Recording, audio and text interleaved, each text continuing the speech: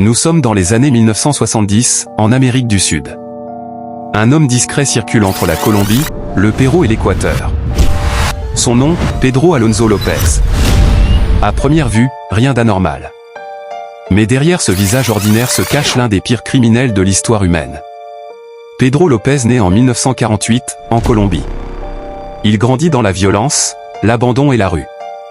Très jeune, il fugue et survit seul.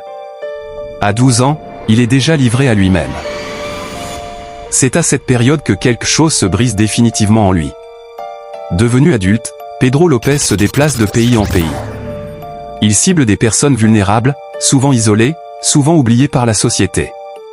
Il gagne leur confiance, les emmène loin des villes, dans des zones rurales ou montagneuses. Là où personne n'entend les cris. Là où les corps disparaissent sans trace.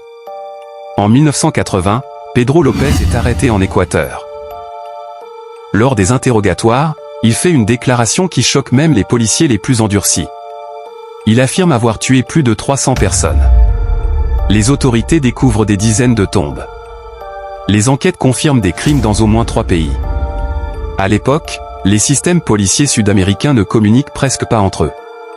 Les disparitions de personnes pauvres ou isolées sont rarement enquêtées. Pedro López profite de ce silence, de cette invisibilité sociale. Pendant des années, il agit sans être inquiété. Pedro López est condamné. Mais les lois de l'époque sont clémentes. Il n'est pas condamné à perpétuité.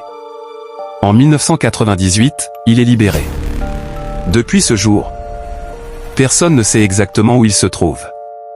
Un homme responsable de centaines de morts. Libéré. Disparu. Ce n'est pas une légende urbaine. C'est un fait réel.